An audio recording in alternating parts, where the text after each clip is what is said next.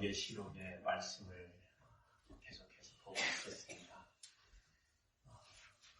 오늘 저희들이 일곱 나팔 소리로 종말의 회개를 촉구하시는 어린 양이라는 제목으로 말씀을 나눌 텐데요.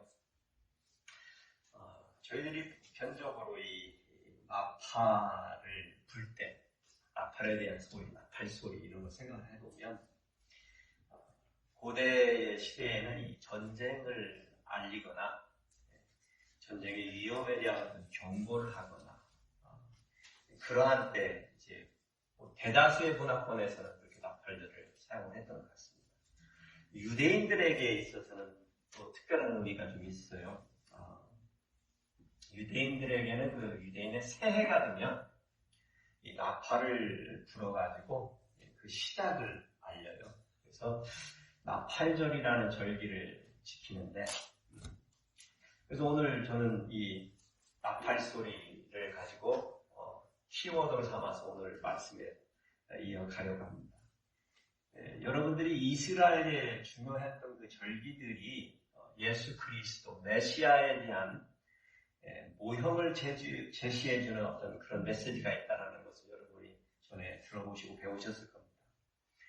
6월절이 예수님의 십자가상에서의 죽음을 상징하고요. 초실절이 예수님의 부활하신 첫 열매되심을 상징을 하고요. 오순절날에는 성령께서 강림하심을 상징해주고요. 오늘 제가 살짝 거론한 이 나팔절에는 예수님의 오심, 재림을 상징하는 그런 절기들이 되겠습니다. 이 이스라엘의 사람들이 나팔절이 되면 그 첫날, 새해 첫날에 나팔을 불고 계속해서 매일같이 나팔을 불어요. 그래가지고 10일째 되는 날 마지막 나팔을 부는 거예요. 그런데 마지막 나팔을 부는 그 날이 무슨 날이냐면 대속죄일이 되는 거예요. 대속죄일, 욤키퍼라고 그래가지고 1년에 한 번씩 이스라엘의 온 백성들이 1년 동안 지었던 모든 죄를 하나님 앞에 내어놓고 속죄하는 날입니다. 그래서 대제사장이 그날만큼은 홀리 오브 홀리, 지성소에 들어갈 수 있는 그런 특권을 가지고 가서 동물의 피로 속죄함을 받는 그런 날입니다. 그래서 나팔절로 시작된 모든 어떤 그 새해 시작이 대속죄일 날의 날을 통하여서 한 해를 시작함에 있어서 모든 지난 해의 죄를 하나님 앞에 용서를 구하고 시작하는 굉장히 절기가 제가 생각할 때 지혜롭게 그 이스라엘 백성들에게 주어진 그런 부분이라고 생각합니다. 오늘 저희는 많은 부분의 요한계시록 말씀을 커버할 거예요. 8장, 9장, 10장 보니까 3장을 커버하게 되네요. 7 나팔들을 그냥 다 함께 이렇게 커버를 할 거예요. 이 나팔들의 역사가 벌어질 텐데 그 역사 속에서 하나님께서 우리에게, 세상 사람들에게 바라시는 메시지가 뭔지를 초점을 맞추어서 말씀을 나누기로 합니다. 결론부터 말씀을 드리면 이 하나님의 메시지가 종말에 대한 메시지라기보다는 종말의 메시지를 알리면서 오히려 소망의 메시지입니다. 아직은 우리가 하나님 앞에 돌아올 수 있는 시간이 있다는 거예요. 아직은 온 세상 백성들, 아직 하나님을 알지 못하는 사람들, 예수 그리스도를 알지 못하는 사람들이 어린 양께로 되돌아올 수 있는 기회가 아직은 있다. 그런 것을 알려주는 것입니다. 그래서 두려움을 조성하려고 하는 목적보다는 회개를 촉구하는 그런 강력한 목적이 있는 메시지라는 것을 저희들이 7 나팔 소리의 환상을 통해서 요한사도가 본 말씀을 배우기로 원합니다. 교도록 말씀이 길어도 저희들이 차근차근 교독해 나가겠습니다. 실제로 나팔 소리를 들어본 적이 있다. 어디서 본 게 아니라 그냥 내가 살면서 내 곁에서 나팔을 누가 부는 걸 들어본 그런 경험이 있다 하시는 분들이 먼저 한번 읽어보시고요. 그 나머지 분들이 다음을 교독하시겠습니다. 시작. 첫째 화는 지나갔으나 보라 아직도 이후에 화들이 있으리로다. 여섯째 천사가 나팔을 불매 내가 들으니 하나님 앞 금제단 네 뿔에서 한 음성이 나서 나팔 가진 여섯째 천사에게 말하기를 큰 강 유브라데에 결박한 네 천사를 놓아주라 하네. 네 천사가 놓였으니 그들은 그년 월 일시에 이르러 사람 3분의 1을 죽이기로 준비된 자들이더라. 마병대의 수는 2만 만이니 내가 그들의 수를 들었노라. 이 같은 환상 가운데 그 말들과 그 위에 탐자들을 보니 불빛과 자주빛과 유황빛 호신병이 있고 또 말들의 머리는 사자머리 같고 그 입에서는 불과 연기와 유황이 나오더라. 이 세 재앙 곧 자기들의 입에서 나오는 불과 연기와 유황으로 말미암아 사람 3분의 1이 죽임을 당하니라. 이 말들의 힘은 입과 꼬리에 있으니 꼬리는 뱀 같고 또 꼬리에 머리가 있어 이것으로 해하더라. 이 재앙에 죽지 않고 남은 사람들은 손으로 행한 일을 회개하지 아니하고 오히려 여러 귀신과 또는 보거나 듣거나 다니거나 하지 못하는 금, 은, 동과 목석의 우상에게 절하고 또 그 살인과 복술과 음행과 도둑질을 회개하지 아니하더라. 내가 또 보니 힘센 다른 천사가 구름을 입고 하늘에서 내려오는데 그 머리 위에 무지개가 있고 그 얼굴은 해 같고 그 발은 불기둥 같으며 그 손에는 쳐놓인 작은 두루마리를 들고 그 오른발은 바다를 밟고 왼발은 땅을 밟고 사자가 부르짖는 것 같이 큰 소리로 외치니 그가 외칠 때 7 우레가 그 소리를 내어 말하더라. 7 우레가 말을 할 때에 내가 기록하려고 하다가 곧 들으니 하늘에서 소리가 나서 말하기를 7 우레가 말한 것을 인봉하고 기록하지 말라 하더라.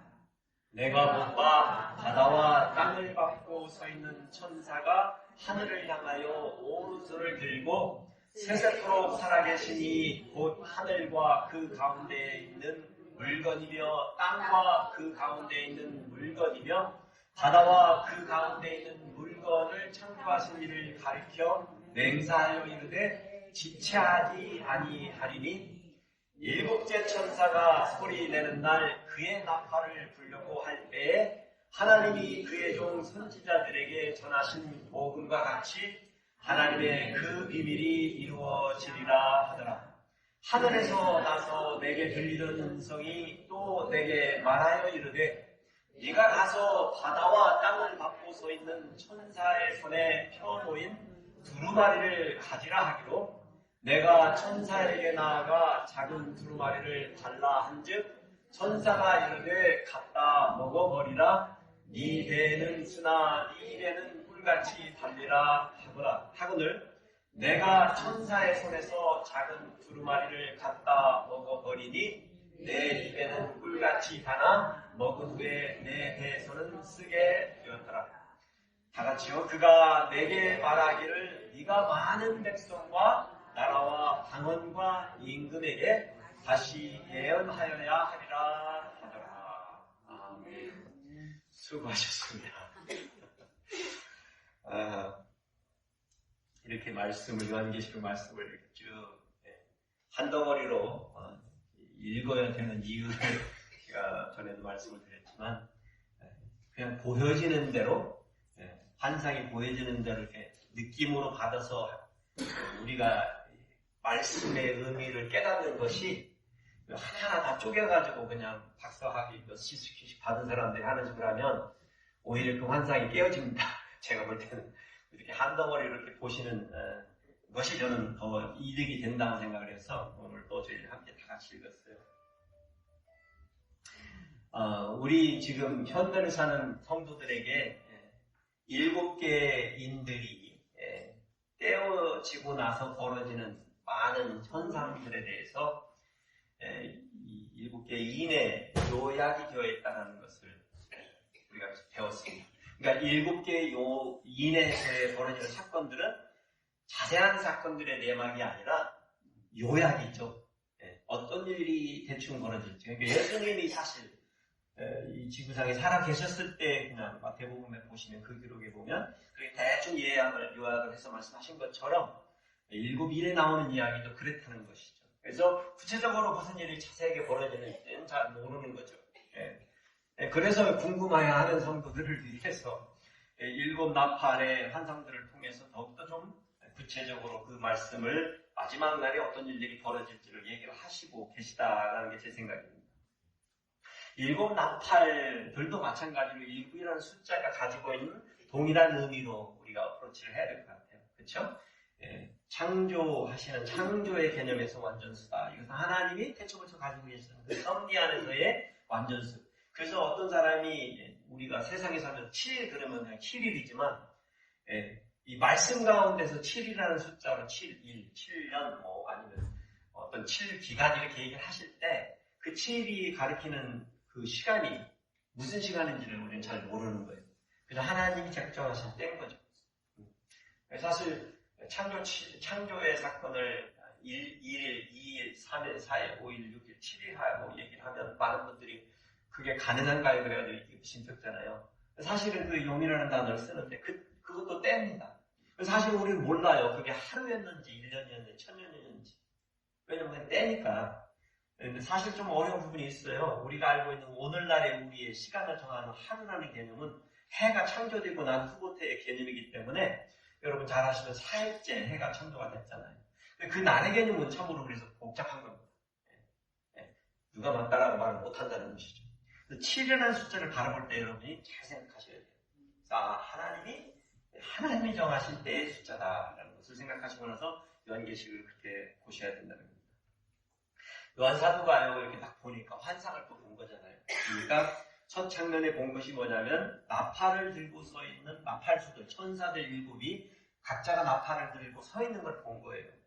그러니까 이 사람들이요, 이 천사들이, 나팔수들이 다 7이 줄줄로 서 있는 거예요. 7인을 뗄 때 보시면은 7인의 하나하나 뗄 때마다 등장하는 인물들은 이렇게 줄줄이 서 있었던 장면보다는 그 때가 떼어질 때마다 이렇게 등장을 하는 모습이 보였다면 나팔수들은 다 기다리고 있는 거예요. 자기 차례를. 그런 느낌이에요. 그러니까 이 나팔의 역사가 벌어지는 것은 어떤 생각이 드세요? 긴박하게 한 번 벌어지면 계속해서 벌어질 것 같은 느낌을 주고 있다는 것을 저희들이 한번 감지를 하셔야 되고요.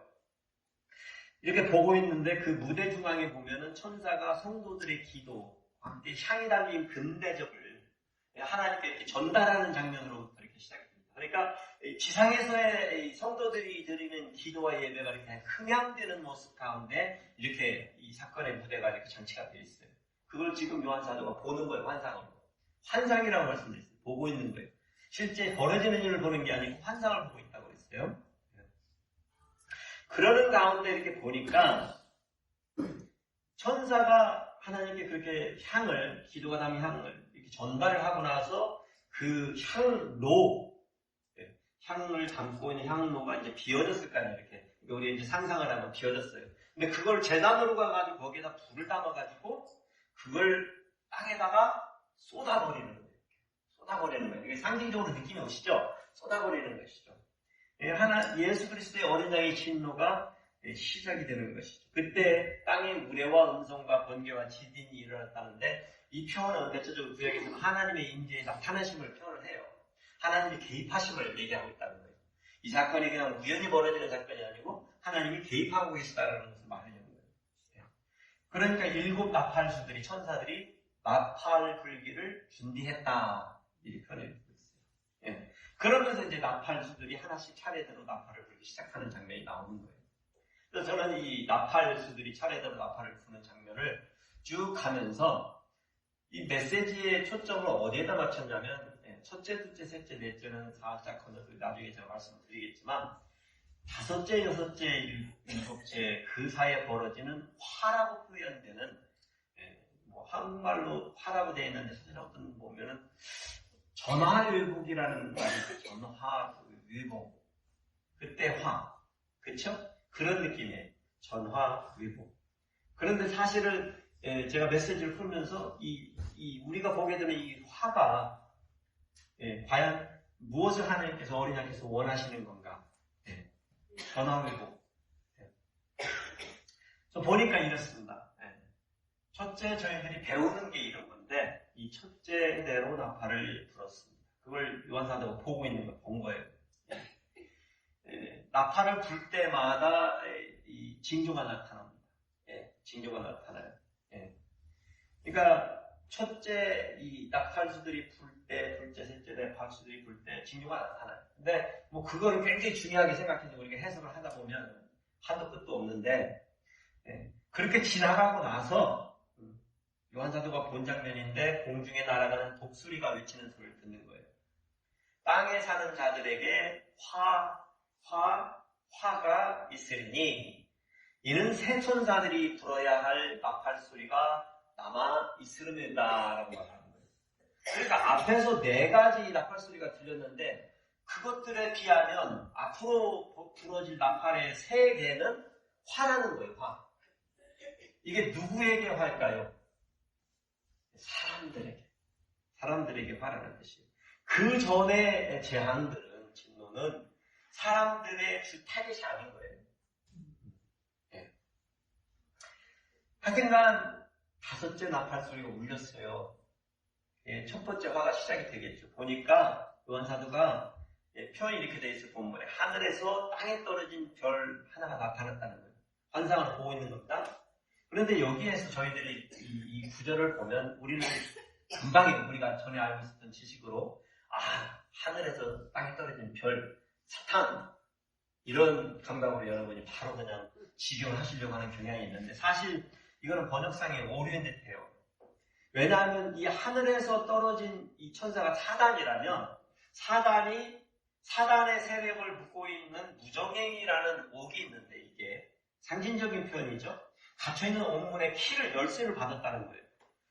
그러니까 자세가 보면 사탄의 쥐가 가서 옥문을 열고 따고 자기 쫑개들을 풀어주는 거야. 그러니까 현실적으로 안 맞죠? 말이 안 되는 거지. 사단의 무정행의 열쇠는 누가 가지고 계셔야 돼요? 하나님이 가지고 계신 거예요. 그래서 여기는 사실은 땅에 내려온 천사, 땅에 날아온 천사. 이 떨어진이라는 단어가 원래 주 의미는 사실은 떨어진이 맞아요.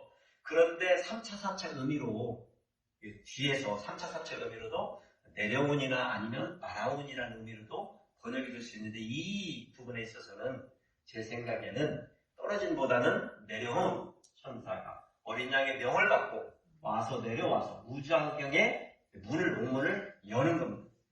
그러니까 일어나고 있는 이 화해 사건의 주권은 누가 쥐고 계신 거예요, 지금? 하나님이시죠. 사탄이 아닌 거예요. 만일에 사탄이 열쇠를 가지고 연다면 구약한테 생선을 맡긴 게 있죠. 무슨 의미가 있어요. 그렇게 해서 무저갱의 문이 열리니까 그 구덩이 문이 열리니까 거기에서 연기가 올라오고 해와 공기가 연기로 덮이고 어두워졌다고. 그런데 가만히 보니까 황충이에요. 황충인데 그게 메뚜기예요. 메뚜기 같은 것이 바닥이 없는 무저갱이니까 무저갱이 바닥이 없는 공간을 위한 구멍을 말하거든요. 그러니까 그런 가운데서 요한사도가 보니까 메뚜기 같은 것들이 올라오는 거예요. 근데 사도 요한이 본 이 황충, 메뚜기가 모양새가 아주 신비롭습니다. 메뚜기는 전쟁을 위한 무장한 말들 같은 모양새를 하고 있어요. 전쟁을 위한 말들이라는 말이 이렇게 이제 놀라지 않도록 이 앞에 얼굴에다 뭘 가리고 또 찔리지 않도록 가죽으로 이렇게 철갑을 든 것처럼 하고 이런 모양이겠죠? 그 시대에. 그리고 머리는 여자처럼 머리가 긴 거예요. 여자같이 머리도 길고. 이게 뭔지 모르겠어요. 메뚜기에 머리털이 있나요? 없죠? 머리에 또 근거 같은 걸 쓰고 있어요. 이빨은 근데 사자 이빨 같아요. 메뚜기가 이빨이 있나요? 가슴에는 철로 만들어진 호신경이라는 게 철로 만든 철판인 거죠. 그러니까 싸우기 위해서는 방어로 하기 위해서 그런 걸 흉패를 들고 있는 거죠. 그런데 날개짓 타는 소리는 말들이 다니는 엄청난 소리를 내는 거예요. 날개가 그냥 메뚜기 날개가 아니고 뭐 천지가 진동하는 소리가 나는 거예요. 그런데 이것들을 다스리는 자가 있는데 무정의 사자, 무정의 왕이라는 자가 있는데 그 이름이 히브리어로 아바돈이라고 헬라어로는 아블론이었는데 그 의미는 파괴자라는 것이에요. 파괴자, 폭력자 뭐 이런 것이죠. 그러니까 제 생각에는 사탄은 아닌 것 같고 사탄의 그 부하 정도의 이 힘을 가진 어떤 사단의 졸개일 가능성이 높다는 게 제 생각인데 근데 그가 다스리는 거죠. 근데 이게 영적인 존재인지 실제적으로 나타날 존재인지에 대한 거는 우리가 해석 어떻게 하냐에 따라 달려 있습니다. 하여튼 이 황충이 이 지상으로 나와가지고 그들이 가지고 있는 사실 이 쏘는 능력이 있는 거예요. 쏘는 해를 입히는 머리에도 있고 꼬리에도 있고 꼬리가 있는데 이 꼬리의 능력이 뱀 같다고 그랬어요. 그리고 꼬리도 뱀인데 쏘는 거죠. 불과 이런 거 쏘는데 뱀이니까 움직일 수 있다는 얘기죠. 그러니까 360을 돌면서 쏠 수 있는 거죠. 아주 자동화된. 그러면 저는 이걸 생각할 때 헬리콥터가 굉장히 생각이 났는데 이게 생명체라면 괴생명체고 우리가 보지 못한 외계인의 어떤 괴생명체고 기계라면 아주 살상으로 사람을 죽이기에 완벽하게 만들어져 있는 어떤 기계의 가능성이 높다는 것입니다. 그걸 더 이상 깊게 해석하려고 하는 것은 우리 스스로를 괴롭게 하는 일이라고 생각합니다. 아무도 답을 모르니까. 그런데 얘들이 출동을 해가지고 가지고 있는 주어진 그 기간이 5달 동안을 괴롭힐 수 있는, 해를 입힐 수 있는 계획 섭리, 그러니까 하나님의 허락을 받은 거죠. 5달 동안만. 근데 죽이진 않아요. 엄청난 고통과 아픔을 주지만 죽이진 않아요. 그런데 이들이 공격하는 대상이 정해져 있어요. 대상이. 누구예요? 하나님의 어린 양의 인을 받지 아니한 사람들. 이거 믿지 아니하는 사람들을 대상으로 지금 이 화가 벌어지는 거예요. 그러니 이 사실 5달이라는 기간이 5달일 수도 있지만 대부분 요한계시록에서 나타나는 시간을 어떻게 계산해야 된다고요? 상식적으로 대체적으로 푸는 것이 맞다고 생각해요. 5달이라는 기간이 우리에게 주는 의미는 길다면 길고 짧다면 짧은 기간. 그냥 그 느낌이에요. 아주 길게 뭐 그냥 끝나지 않을 어떤 고통이 아니라 5달이면 지나서 어떤 한 사람이 아프면 그쵸? 아프면 병치료하고 하면서 완벽하게 치유해지면 어떠세요? 그 기간이 뭐 넉넉해지나요? 어떤 그런 느낌 시간이에요. 그렇게 고생을 한다는 거예요. 사실 여기에서 우리가 잘 생각을 해보면 이 5번째 나팔 사건의 주 타겟이 이마에 인을 받지 않은 대상으로 정해져 있다면 우리가 7개의 인을 뗐을 때 천사들이 나가서 믿는 자들의 어린 양의 이마에 인을 맞히는 사건이 언제 벌어진 것을 여러분 기억하세요? 6번째가 끝나고 7번째와 6번째 사이에 인을 맞히는 장면이 나오지 않았나요? 그러면 여러분이 대충 나팔 사건은 어느 정도 때 벌어져야 하는지는 이해가 되시겠죠? 만일에 누군가 시간대를 한번 계산해 보려고 한다면 그 정도는 추측해 보실 수 있을 것입니다.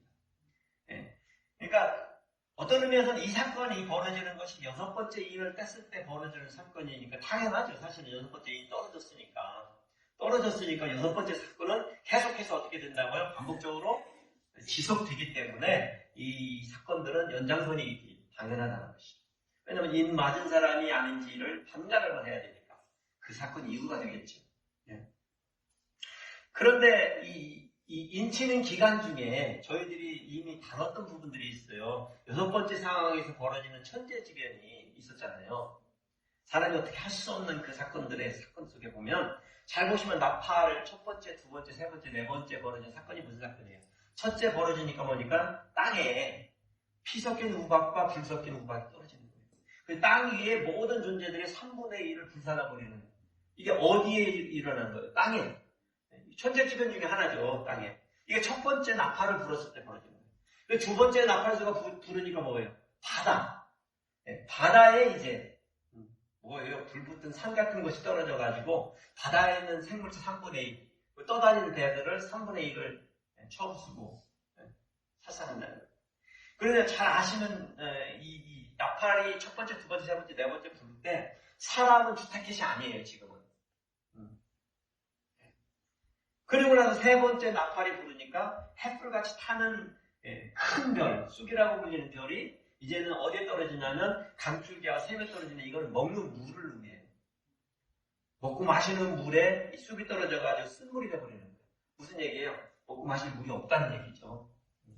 그러니까 그 물을 마시는 동물들이나 사람들은 jet발을 먹으면 죽을 줄 아니까 약삭빠르니까 분명히 마시고 죽는 사람들이 많지 않을 거예요. 그냥 몇 사람 넘어지면 벌써 아니까. 그래서 3분의 1이 생물들은 또 먹을 거 없으면 어차피 뭐 그들은 죽을 거 아니에요. 3분의 1이 그렇게 죽어간다는 거예요. 보통은. 네 번째는 해와 달과 별이 3분의 1이 타격을 받고 빛을 잃었다는 거예요. 어두워졌다. 그러니까 이게 여섯 번째 인을 뗐을 때 사건이 어떻게 됐어요? 점차적으로 자세하게 구체적으로 지금 설명이 되어 있는 장면인 것 같다는 것이 제가 생각하는 것입니다. 아마도 뭐 지진이나 화산이나 지각변동, 기후 변화를 인해서 벌어지는 상황들일 가능성이 아주 높다는 생각이에요. 그리고 여러분 요즘 같은 세대에 지금 어떻게 세상 곳곳에서 어떤 일들이 벌어지고 있습니다. 이런 일들은 사실 지금 여러분이 느끼기에 말세라고 생각하셔도 제가 보기에는 아직도 앞으로 세세토록 반복되는 사건입니다. 근데 문제는 뭐예요? 반복이 되되 계속해서 강력해질 거라는 거죠.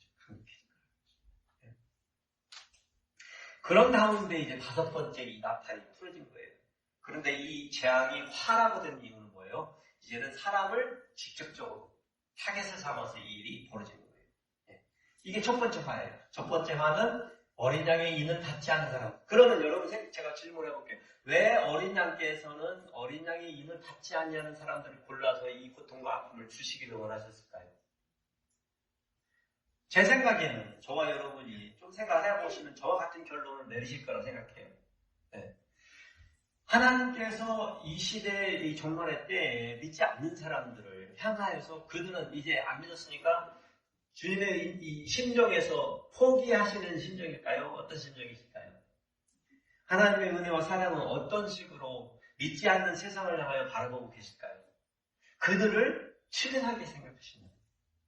치근하게. 물론 이 재앙이라는 화나는 것을 통해서 그들을 괴롭게 하지만 주님의 뜻은 무엇이에요? 그들이 이러한 상황들과 이런 어려움을 통해서 그들이 이미 지켜본 천지지변을 통해서도 배워야 되는 거 아니에요, 사실은. 이게 주님의 때가 가까이 오는 것을 통해서 배우는 거 아니에요. 어리석은 사람은 고통을 당하고 나서 배우는 거지만 사실은 이 징조들만 보고도 이제 때가 오는 것을 통해서 지혜를 얻어서 분간하고 회개하고 돌아설 수 있는 사람들이 지혜로운 사람인 것이죠. 그런데 그렇지 아니한 사람들에게 경고의 메시지, 복음을 믿지 않는 자들에게 주어지는 이 경고 같은 환난이 온다는 것이죠. 그럴 때가 온다는 것이죠. 그러니 우리 주님은 그런 사람들, 그런 많은 세상에 흩어져 있는 많은 사람들, 지금 지구상의 3분의 2 이상의 사람들이 복음을 받아들이지 않고 있습니다. 그것도 엄청난 숫자가 믿고 있는 거예요. 그렇지만 우리 주님의 상심한 마음은 그들이 뒤돌아오기를 원하시고 이 나팔과 함께 올 그 화가 이 땅에 임할 때 그들에게 이러한 환난이 임하지 않기를 원하신다는 것이죠. 그러면서 우리들에게, 우리 성도들에게 오늘 우리는 이 복음의 복이 얼마나 또 아름답고 소중한지를 깨닫게 해주시는 말씀이라고 생각합니다. 그래서 우리들이 이 말세에 나타날 징조들을 자꾸 계산하고 오늘인가 내일인가 생각하시는데 중요한 것은 우리 하나님께서는 할 수만 있으면 한 영혼이라도 더 자기의 사람이 되기를 원하시는 심정으로 마지막 때까지를 그렇게 그 심정으로 그들을 초청하고 바라신다. 저희들이 그것을 기억하고 우리 성도된 자들에게 바라시는 바가 무엇인지를 깨달아보는 것이 말씀의 주 메시지가 되겠습니다. 두 번째로는 우상숭배와 악을 행하던 자들이 변하지 않을 것을 미리 아시는 주님이세요. 그러함에도 불구하고 여전히 그들이 회개하기를 기다리시는 어린 양이시라. 여기 보니까 6번째 천사가 나팔을 불었습니다. 그러니까 하나님과 금제단체 뿔에서 한 음성이 들려요. 큰 강 유브라데에 결박한 내 천사를 놓아주라 하는 소리가 들립니다. 여기서도 앞에서도 그랬지만 여기서도 번역이 조금 너무 강하게 번역이 되어 있다는 게 제 생각입니다. 유브라데스에 결박한 내 천사. 그럼 또다시 생각하기에는 이건 사단의 세력이네요. 그렇지, 결박한 세력을 결박해서 묶었던 걸 풀어줘야 되니까. 당장에 그런 생각이 드는데, 사실은 여러분이 이 인을 풀었을 때, 인을 열었을 때 벌어졌던 사건이 있어요. 6째 사건에 이후에 벌어졌던 이 인을 마치는 사건을 마치기 전에 그 재앙들을 내 천사들이 나와가지고 사방의 내 귀퉁이를 바람을 붙잡고, 그러니까 이 땅에 바다에 이 모든 생물체에게 재앙을 가져온 천사가 넷이 또 있었어요. 준비된 자들이 있었어요. 그들을 그 사역을 중지시킨 거예요. 어린 양께서. 그래서 바람을 붙잡았던 장면을 여러분 기억하시죠? 그럼 그 천사들이 지금 어디 있어요? 저는 지금 이 천사가 그 천사라는 생각이 들어요. 그러니까 모든 재앙을 쏟아부을 준비가 되어 있는 내 천사들이 기다리고 있었던 거예요. 기다리고 있었던 거예요. 그런데 그 천사들을 지금 이 6번째 나팔 소리와 함께 풀어주는 거예요. 릴리스, 허락하는 거죠. 사역을 시작하도록. 그래서 여기는 사탄이 부리는 귀신들이 아니에요. 여전히 우리 어린 양께서 주관하시고 어린 양께서 명령하시고 하시는 천사들과 하시는 사역인 것이죠. 그 인치는 기간 동안에 멈추고 있었던. 근데 들어보시면 이 때가요, 재밌게 표현되어 있어요. 지금 정해진 때가 어떻게 되어 있어요? 2023년이라고 되어 있습니까? 아니면 1963년이라고 되어 있습니까? 아니면 2050년이라고 되어 있습니까? 그렇게 안 되어 있죠? 몇 년, 몇 월, 며칠, 몇 시에 라고 이렇게 되어 있어요. 이 시간을, 때를, 며칠을 아는 사람이 있을까요? 없을까요? 없어요. 사실 주님께서는 나도 모른다까지 이렇게 시침을 떼셨는데, 주님 그러셨어요. 나도 모른다가 시침을 떼셨잖아요. 우리 주님께서. 아무도 모르는, 알 필요가 없는 거예요. 그러니 이런 날짜를 계산을 하려고 하는 것은 어리석은 시도다를 말씀해 주시는 거예요. 하여튼간 이 두 번째 화가 나타났는데요. 그 마병, 이 내 천사가 거느린 마병이 있는데, 표현이 마병으로 되어 있는데 숫자가 2만 만이에요. 2만 만이라는 표현은 뭐냐면 2만에다가 만을 곱한 숫자라는 거예요. 오늘날 숫자를 계산하면 2억이에요. 2억. 2억의 마병대가 이 네 천사가 거느리는 마병대. 근데 재밌는 거는 이 마병의 표현이 재밌어요. 말로 표현된 이 마병을 이렇게, 그러니까 이게 말일까요? 형상을 한번 보시면 불빛과 자주빛과 유황빛, 호심경이 있고, 말들의 머리는 사자 같고, 입에서는 불과 연기와 유황이 쏟아져 나오고, 사자가 말이면 말이지 왜 또 사자 머리예요? 근데 머리가 또 머리에도 있지만 또 꼬리에도 머리가 있고 앞뒤로 머리가 달려 있어요. 부수고 죽일 수 있는 뭐가 나와요? 그 머리들에서는 불과 연기와 유황이 나온다는 거예요. 뭐 미사일이 나오는 것 같은 느낌이죠. 여기서도 우리는 생명체라면 이건 역시 또 우리가 보지 못한 그 생명체겠죠. 또 이게 기계라면 사람을 엄청나게 죽일 수 있는 살상하는 기계라는 것은 우리가 그냥 안 봐도 뻔하게 알 수 있습니다. 그렇죠? 왜냐하면 이것들이 할 일이 뭐냐면 인구의 3분의 2를 죽일 것입니다. 그런데 제가 이 세계사를 쭉 보니까 아직 3분의 1의 세계 인구를 죽인 세계전쟁은 있었나요? 없었나요? 아직은 없었던 거예요. 아직은 없었던 거예요. 아직은 없었던 거예요. 그런데 이런 일들이 벌어지고 나서 그런데 요한 사도가 이런 엄청난 사건을 벌어지고 나서 그냥 정리해서 말하는 내용이 20절에 나오는데 이게 참 의아합니다. 말하고 나서 그냥 무슨 말을 하냐면 남은 사람들이, 그러니까 3분의 1이 죽었으니 3분의 2가 남았잖아요. 남은 사람들이 손으로 행한 일을 회개하지 아니하고 오히려 여러 귀신과 또는 보거나 듣거나 다니거나 하지 못하는 그 문동, 목석의 우상에게 절하고 또 그 살인과 복술과 음행 같은 도둑질을 회개하지 아니하는 세대라 말하는 거예요. 지금 무슨 표현이에요? 세계 인구의 3분의 1이 죽었는데 남은 사람들이 아직도 제정신을 못 차렸다는 거잖아요. 근데 그게 중요해서 이 말씀을 지금 요한사도를 통해서 우리에게 증언을 해주고 있잖아요. 그럼 하나님께서, 어린 양께서는 왜 이 말씀을 요한사도에게 말해주고 싶고 또 우리가 알기를 원하실까요? 하나님의 관심사가 죽이는 데 있다는 얘기예요? 아니면 살아남은 자들이 아직 기회 때 회개하는 걸 원하신다는 거예요? 초점은 여전히 회개라는 거예요. 하나님의 심령에는 이러한 일들이 화들이 벌어지고 있지만 여전히 이러한 것들을 통해서 살아있는 자들이 살아있을 때 회개하고 믿음을 갖기를 소원합니다. 그런데 여러분이 생각하시기에 참 이건 언짢은 거잖아요. 어떻게 죽이고까지, 사람을 어떻게 죽이고까지 이런 일들을 하실까요? 라고 생각하는데 사실은 여러분이 이걸 깨달으면 굉장히 쉬운 문제예요. 사람이 죽고 사는 게 하나님의 입장에서 그렇게 크고 놀라운 일인가요? 아니에요. 여러분, 믿음을 가진 사람이 죽으면 어디로 가요? 하나님 품으로. 그러면 가고 싶은 곳으로 가는 거잖아요. 더 좋은 일이 벌어지는 거잖아요. 그런데 믿음이 없이 죽으면 어디예요? 하나님 품이 아닌 곳을 가게 돼요. 그런데 문제는 이것이죠. 그런데 내가 믿을 수 있는 기회가 언제 있다는 거예요? 내가 살아있을 때에 가까. 이게 문제라는 거예요. 이게 문제다. 죽고 사는 문제가 아니고 내가 살아있을 때, 내가 인간으로 생각하고 그랬을 때 내가 믿음을 갖냐 안 갖냐에 따라서 내 영원한 삶이 결정이 된다는 거예요. 이 많은 사람들이 죽었다고 해서 문제가 되는 게 아니에요. 믿지 아니하고 죽어가는 것이 더 큰 문제예요.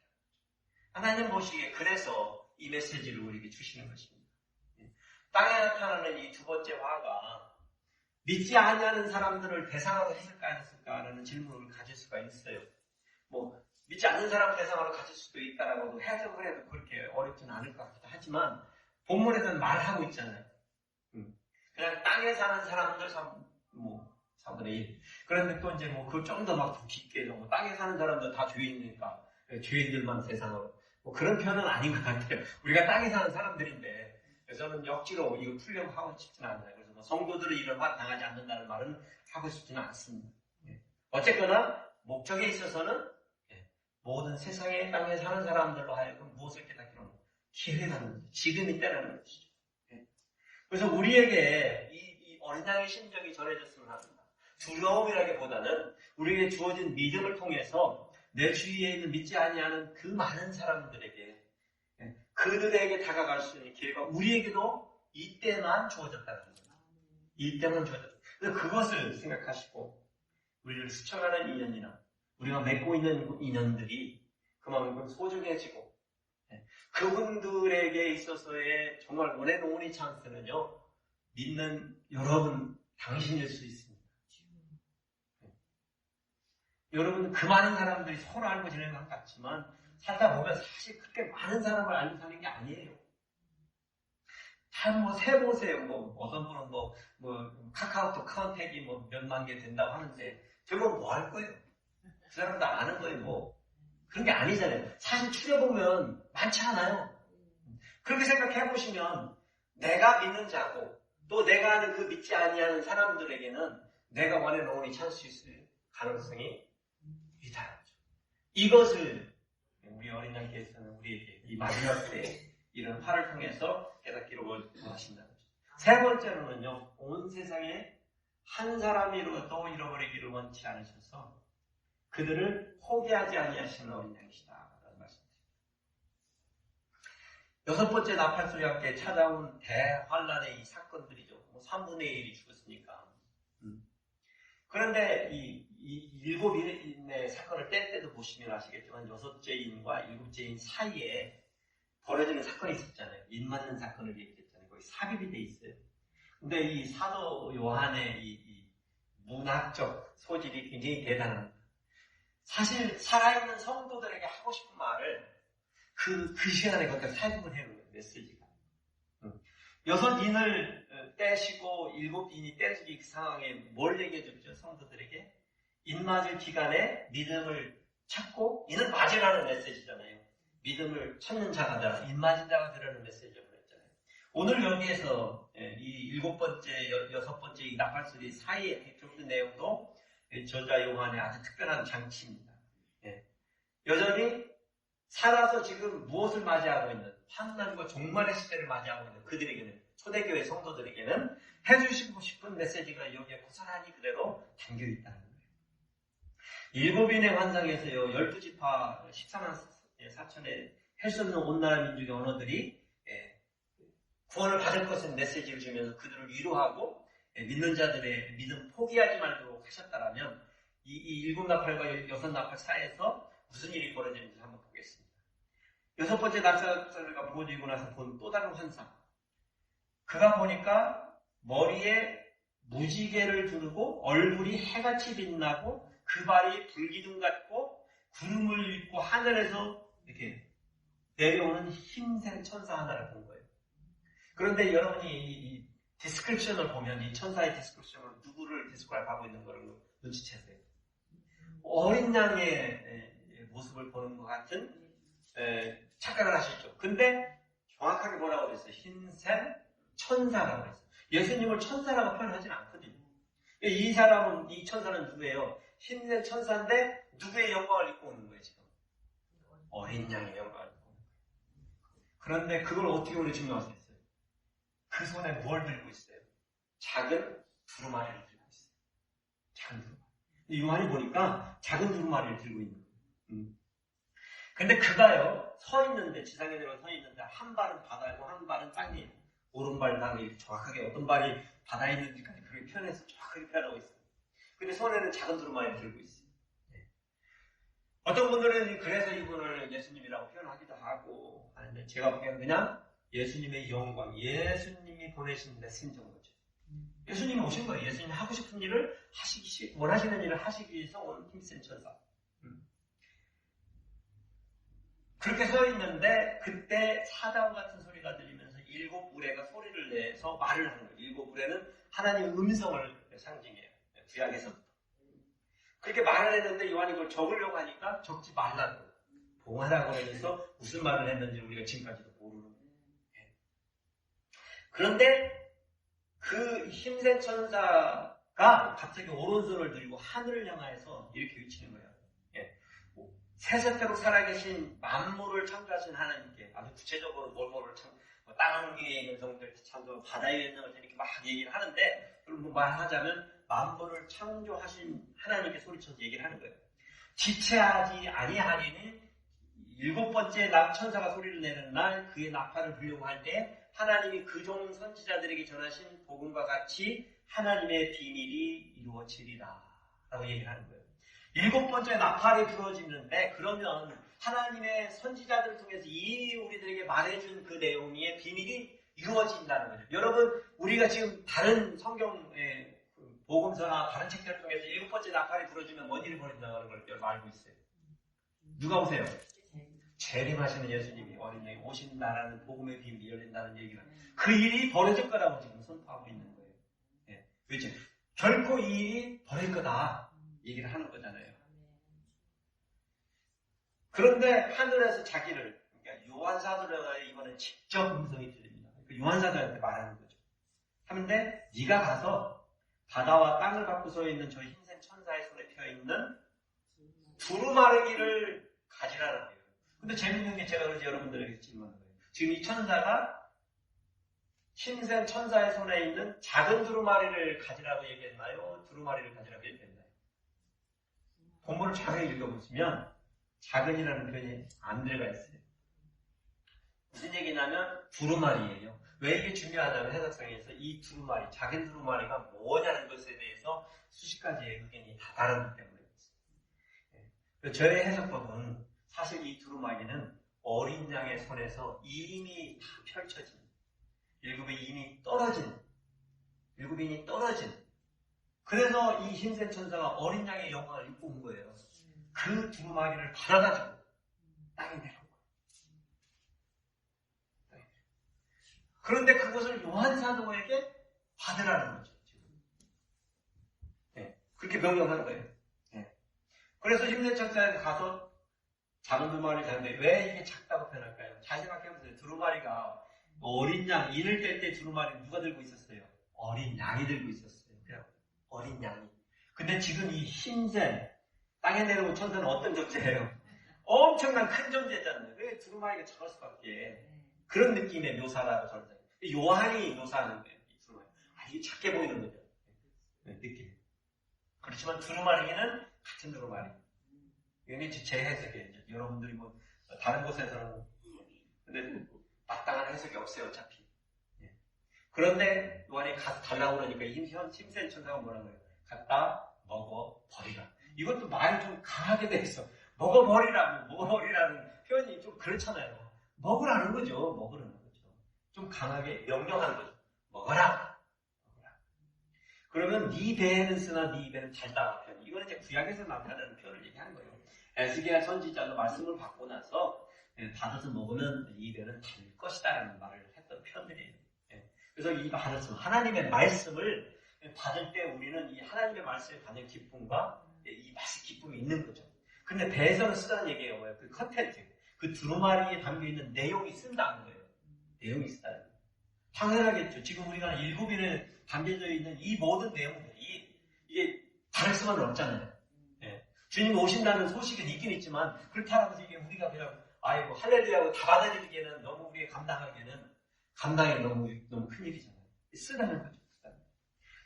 요한 사도가 그래서 받아놓은 거예요. 이게 실제적으로 받아먹은 게 아니라 환상 중에 이게 오공하는 커뮤니케이션인 걸 여러분이 생각하셔야 돼요. 그런데 잘 생각해보시면 이 7인을 뗄 때에도 1장에서 처음 시작할 때요. 천사가 요한에게 자기가 받는 것, 보고 듣고 이 모든 것을 어떻게 하라고 했어요? 7 교회에 보내라는 명령을 받았어요. 7 교회. 교회를. 그러니까 전 세상에 있는 모든 교회들에게 보내라. 메시지를 전하라는 명령을 받았어요. 근데 여기에서도 마찬가지입니다. 먹고 나서 받는 메시지가 이거예요. 네가 많은 백성과 나라와 방언과 임금에게 다시 예언하여야 하니. 앞에 부분에서는 교회들을 향해서 한 것처럼 얘기를 했는데 그렇지 않아요? 근데 이제는 누구에게? 세상에 있는 모든 사람에게 무엇을 예언해야 됩니까? 하나님의 말씀. 지금 먹은 두루마기를 세상 모든 종족, 언어, 백성들에게 이 계시가 어떻게 된 거예요? 지금 열렸다는 거죠. 이걸 알려줘야 된다는 것이죠. 알려줘야 되는 것이죠. 그러니까 요한 사도가 감당해야 될 일이 뭐였던 거예요? 자기가 받아먹은 이 두루마기를 어떻게 해야 되는 거예요? 교회한테 주나요? 아니죠. 온 세상에게 줘야 되는 것이죠. 온 세계에 줘야 되는 것이죠. 그가 받은 명령입니다. 그래서 그가 쓴 글이 뭐예요? 요한 계시록. 두루마리는 뭘 것 같으세요? 받은 계시록이에요. 계시록. 그가 할 수 있었던 밤모섬에 갇혀서 그가 할 수 있었던 최선의 방법, 그가 보고 드는 환상을 글로 적은 거예요. 그렇게 해서 세상에 전하는 거죠. 이 책의 작은 계시, 책의 계시는요, 긴급한 메시지가 모든 백성과 족속과 방언과 나라들에게 강력하게 전파되어야 할 내용입니다. 우리 교회에 나오는 성도들만이 가지고 알고 있어야 되는 내용이 아닌 거예요. 이 마지막 종말의 메시지는 누가 들어야 되는 거예요? 믿지 아니하는 사람들, 교회 바깥에 있는 사람들이 들어야 될 메시지라는 거죠. 그러니 이것을 지체하지 않고 세상에 담대하게 예언하고 증거해야 된다는 것이죠. 이것이 요한 사도가 받은 명령인 거예요. 오늘 우리는 본문에서 우리가 배우는 것은 한 가지는 요한계시록의 메시지 권위가 즉 심판과 구원과 미래에 대한 희망에 대한 그 주권이 누구에게 있으시다고요? 어린이에게 있으시다. 하나님 성부 아버지가 가지고 있는 모든 주권을 어린이에게 이미 위임하셨어요. 그래서 우리는 이걸 인정하는 성도들이 돼요. 그런데 중요한 거는 요한 사도에게 주어진 그 사명이 세상 끝까지 가기 위해서 과연 하나님께서는 어떠한 방법으로 사용하실 거라고 여러분이 짐작하세요. 누구를 통해서 이 메시지가 세상 끝까지 흘러가기를 주님은 바라실 거라고 생각하세요. 그러니까 생각해보세요. 일곱 교회의 메시지를 계속해서 주셨고 그들을 보존하고 그들을 격려하고 이렇게 다 했는데 그 이유가 있는 거죠. 그렇죠? 너희가 살아남아야 다 그냥 금방 죽으면 다 데리고 가면 할렐루야인데 사실 그렇잖아요. 우리 그냥 금방 여기 다 같이 돌아가시고 우리 다 같이 천국에서 만나니까 얼마나 기쁜 일이 좋아요. 뭐. 세상에서 이렇게 복잡하게 살 필요도 없고 병하고 싸울 일도 없고 돈 벌려고 이렇게 노력 안 하셔도 다 좋잖아. 그럼 다 데려가면 얼마나 좋으시겠어요. 그럼에도 불구하고 안 하시는 이유가 있다니까요. 네. 왜요? 요한 사도가 아직도 안 살아있거든. 돌아가셨어 이미. 근데 이걸 감당할 사람이 누굴 것 같으세요? 일곱 교회인 거예요. 사실은 이제 다음 장들이 그러한 메시지들이 주어지는 대로 우리가 이해하는 키가 되지만 거기를 안 가봐도 벌써 여기 이 장면에서 하나님께서 요한에게 맡겨주시는 그 사명을 통해서 우리 성도들에게 주어지는 사명이 무엇인지를 알 수 있습니다. 많은 백성과 나라와 방언과 왕들입니다. 왕들. 우리 한국 사람만이 아니고 믿는 사람들만이 아니고 어쨌거나 나를 통해서 만나고 스쳐가는 모든 관계를 가지는 사람들. 그러니 내가 사귀고 내가 아는 사람, 이 모든 사람들이 너무나 소중하고 중요하다는 것이죠. 네, 이번 주에 저희들 IBC에서 금요일날 볼링 연습을 아주 크게 썼습니다. 네, 볼링하고 피자 먹고 우리 홍상원 안수지사님 참석해 주셔서 우리 8가까이에서 모여서 볼링 쳤는데 젊은 친구들이니까 너무 좋아하죠. 근데 그렇게 또 놀아본 것도 처음인 거예요. 그렇게 누가 돈 들여서 그렇게 놀게 해주나요? 제가 딱 1인당 50 받았어요. 네. 저도 즐거웠지만 그 젊은 사람들도 그렇게 기뻐하는 거예요. 네. 우리 랭이라는 친구는 일본에서 지금 4개월 동안 여기 와서 어학 연수하잖아요. 잠깐 얘기를 해보니까 교회 가본 적도 없고 누가 예수님에 대해서 말해본 적도 없고 그런 친구들. 제가 일본을 선교를 갔던 적이 있는데 아이고 그 돈 쳐들러서 가서 그런 친구 하나 만나려면 얼마나 힘든 줄 아세요? 말을 들을질 않지. 와서 앉아서 누가 보면 들으려고 하나요? 너나 잘해 그러죠. 너무 그냥 세심하게 잘 듣는 거예요. 데려다 주면서 오가면서 못 내리게 하는 거지. 한 15분씩 20분씩 차에서 얘기하는 거죠. 여러분에게 있는 그 관계가 있습니다. 여러분에게도 있는 관계들이 있어요. 우리 주님이 이러한 일들을 이런 화를 보내시면서까지도 바라시는 실정이 있으시다면 정말 우리 한 사람 한 사람에게 바라시는 게 있습니다. 그래서 여러분들이 이제 여행하시고 어디를 가시고 방문하시고 다 이제는요 놀러 가는 게 아니라고 생각하셔야 돼요. 여러분은 지금 어디 가신다고 생각하셔야 돼요? 선교 간다고 생각하셔야 돼요. 선교. 이게 뭐 그냥 선교장 안 가도 그냥 만나는 게 안 믿는 사람들이에요. 맘만 먹으면 선교 여행이에요. 자꾸 우리는 스스로가 이제 내가 가기 전에 내가 만나는 사람 중에 누구도 안 믿는 사람들 기회를 엿보는 거지. 그러다가 기회가 안 오면 안 하는데 뭐 어려울 거 없어요. 오늘만 나는 아니잖아. 중요한 거는 내가 기회를 노린다는 거지.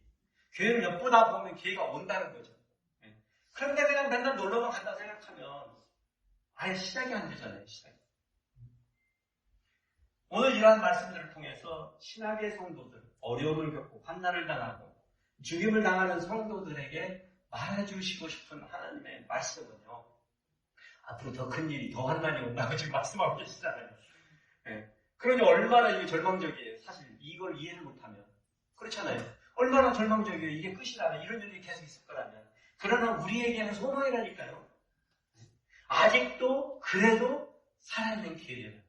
전도할 수 있는 기회고 한 사람을 더 믿을 수 있는 기회, 믿지 않는 사람을 더 믿을 수 있는 기회가 되어진다는 것을 깨달으면서 이 말씀을, 요한계시록의 말씀을 받는 자, 듣는 자, 따르는 자는 어떻다고요? 복이 있다고. 그래서 말씀하신 거예요. 종말이 오니까 두려워하지 말고 종말이 오니까 재산 팔아서 어디 도망갈 생각하는 거예요. 그런 게 아니라 사는 이 삶을 성실하게 살면서 나에게 주어진 관계 안에서 이 일을 감당하자는 것입니다. 그게 우리에게 주어진 전도와 선교. 이게 우리 삶인 것이죠.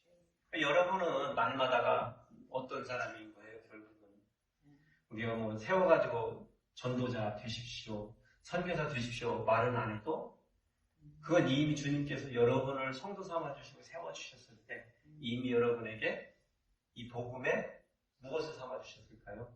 증인으로 삼아주시고 증인으로 삼아주시고 그것을 붙잡고 날마다 사실 여러분 되시길 축복합니다. 아멘.